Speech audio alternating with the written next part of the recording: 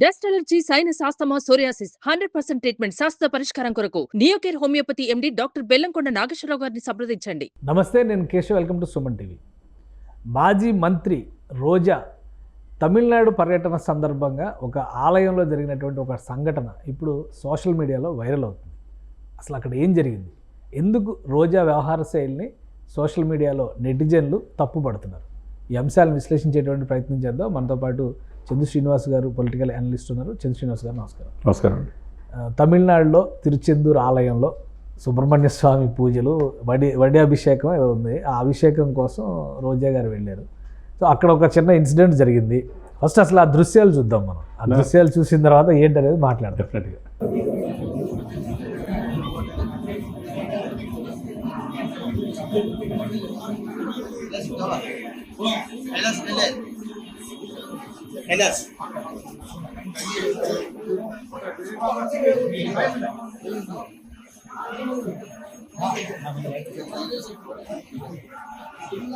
ఇది ఇన్సిడెంట్. అంటే అక్కడ సెల్ఫీ దిగడానికి సాధారణంగా సెలబ్రిటీస్ వచ్చినప్పుడు అందరూ ఆసక్తి చూపిస్తారు. అయితే కొంతమంది స్వీపర్స్ ఆమెతో ఫోటో దిగే ప్రయత్నం చేస్తే వద్దు అని ఇలా చేతితో వారించినట్టుగా ఆమె సంకేతం, వాళ్ళు దూరం నుంచే నిలబడి ఫోటో తీసుకున్నట్టుగా ఉంది.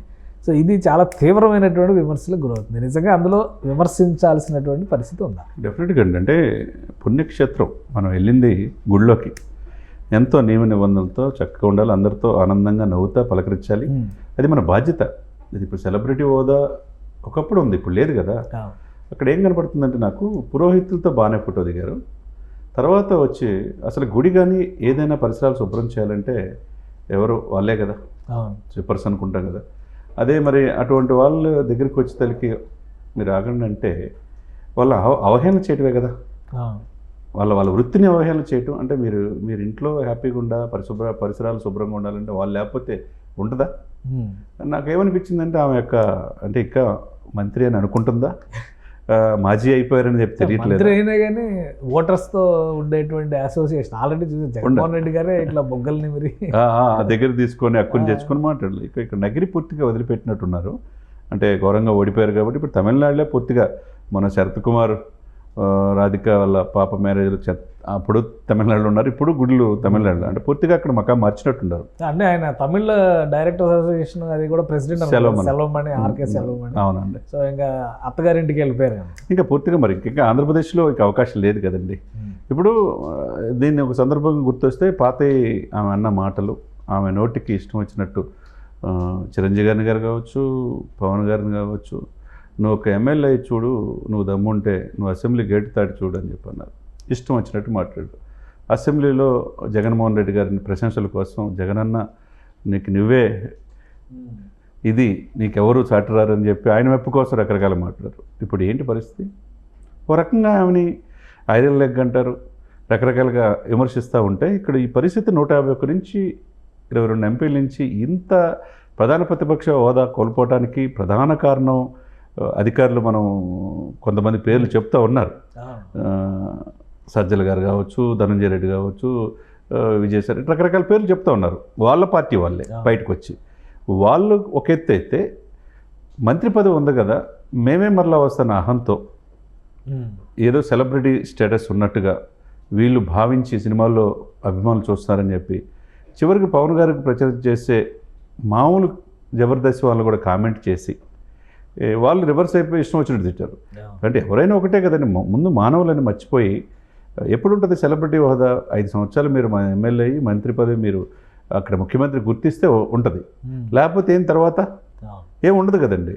ఇప్పుడు అనిపించిందంటే ఆ ఫోటో చూసిన తర్వాత, అంటే చింత చచ్చినా పులుపు చావలేదని మీరు ఘోరంగా ఓడిపోయారు, రాష్ట్ర సరిహద్దులు దాటి తమిళనాడు వెళ్ళిపోయారు.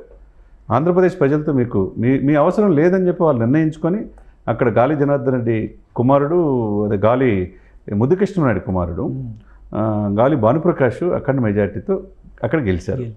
గెలిచిన తర్వాత మీరు ఎట్లా ఉండాలి, ఎక్కడ తప్పు జరిగింది, ప్రజలు ఎందుకు ఓటు వేయలేకపోయారు, పార్టీ ఎందుకు రీచ్ కాలేకపోయలేదు వెళ్ళాలి.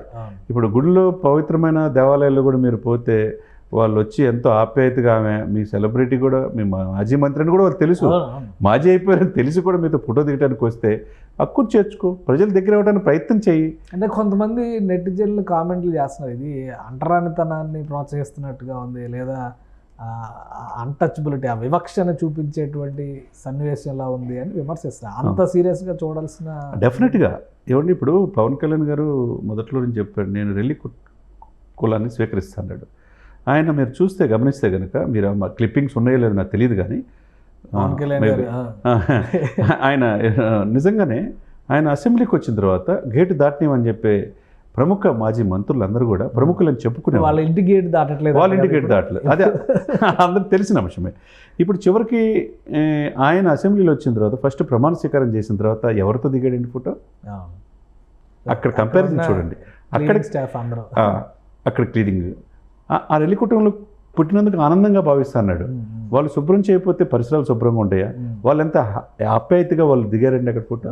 ఇక అధికారులతో దిగల ఆయన, వాళ్ళతోనే ఫోటో దిగాడంటే అక్కడ ఎంత వేరియేషన్ కనపడుతుంది మీరు చెప్పండి. ఎంత దగ్గరగా ఉన్నారు, ఫస్ట్ ఎంత దగ్గరగా ఉన్నారు, ఎంత అక్కను చేర్చుకొని వాళ్ళు ఎంత ఓన్ చేసుకున్నారు. అక్కడ ఎంతో ముఖ్యమంత్రులు చూసుంటారు, వాళ్ళు ఎంతో మంత్రులు చూసుంటారు, కానీ ఆయనతో ఎందుకు దిగాలని వాళ్ళకి అనిపించింది. అదే సమయంలో ఆయన ఏ విధంగా వాళ్ళు రిసీవ్ చేసుకున్నాడు.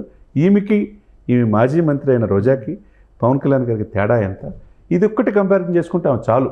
ఏమన్నా ఆత్మలోకం చేసుకొని తప్పు ఎక్కడ జరిగింది, నేను ప్రజలతో కరెక్ట్గా ఉండగలుగుతున్నానా లేదా, లేకపోతే అహంతో వెళ్తున్నానా అనేది ఆమెకు ఆమె రియలైజ్ చేసుకుంటే మంచిది. అంటే అది గుడి కాబట్టి గుడిలో కొద్దిగా ఏదో మడి తడి ఇట్లాంటివన్నీ ఉంటాయి కదా, సో ఆ ఉద్దేశం ఏమైనా దూరంగా ఉండమన్నారని అనుకోవచ్చా, లేదంటే లేదు సార్, అంటే వైసీపీ వాళ్ళు ఆ మాట అనొచ్చాం కానీ వాస్తవంగా చూసుకుంటే గుడి సంరక్షణ అంటారు, గుడి పరిశుభ్రత అంటారు, వాళ్ళు అనేక ఆచార సంరక్షణ, వాళ్ళు అనేక ఆచారాలతోనే ఉంటేనే గుడి లోపలికి వస్తారు, లేకపోతే రారు.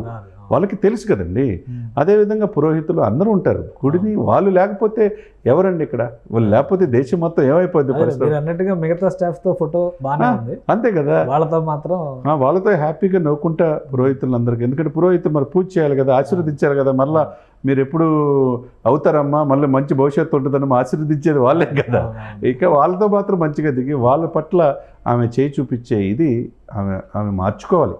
సో ఇక అక్కడ జరిగినటువంటి ఇన్సిడెంట్ని బట్టి చూస్తే అదేదో అన్ఎక్స్పెక్టెడ్గా అకస్మాత్తుగా జరిగిన సంఘటన అనుకోవాలా, ఇంటెన్షనల్గానే దూరం జరిపారు అనుకో. ఆమె ఇప్పుడు ఎప్పుడైతే జబర్దస్త్ యాక్టర్తో సహా అందరూ పవన్ కళ్యాణ్ గురించి ప్రచారం చేయడానికి వెళ్ళారు, వెళ్ళినప్పుడు వాళ్ళని చాలా సంస్కారహీనంగా మాట్లాడారు.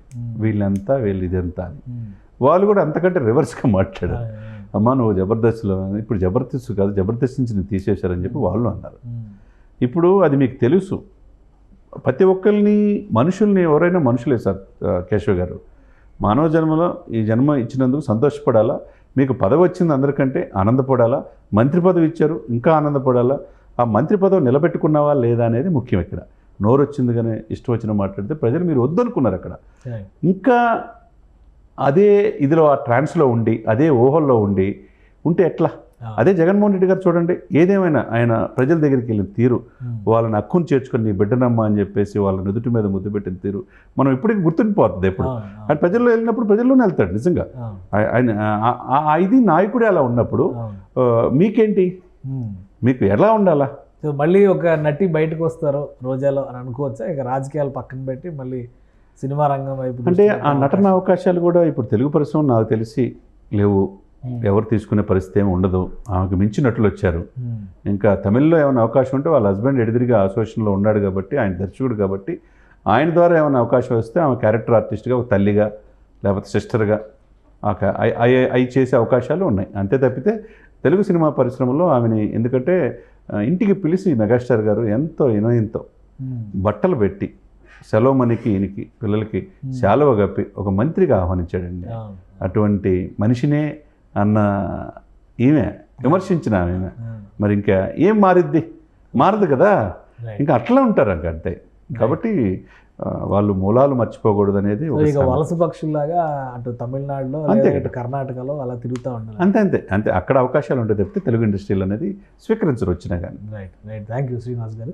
ఇది రోజా బిహేవ్ చేసినటువంటి విధానం ఖచ్చితంగా అక్కడ మనోభావాలను గాయపరిచే విధంగానే ఉంది అనేటువంటి మాట చెబుతున్నారు. సోషల్ మీడియాలో వైరల్ అవుతున్నటువంటి వాటికి వైసీపీ నాయకులు కూడా సమాధానాలు ఇచ్చేటువంటి ప్రయత్నం చేస్తున్నారు. కానీ గతంలో పవన్ కళ్యాణ్ అసెంబ్లీలో మొదటిసారి అడుగుపెట్టినటువంటి సందర్భంలో జరిగిన సన్నివేశంలో అక్కడ స్వీపర్లతో ఆయన ఫోటో దిగడం, దాన్ని అలానే ఇక్కడ రోజా ఫోటో దిగేటువంటి క్రమంలో తిరస్కరించడం, ఈ రెండింటిని కంపేర్ చేస్తూ డిస్కషన్ జరుగుతుంది సోషల్ మీడియాలో. ఇది స్పెషల్ డిస్కషన్.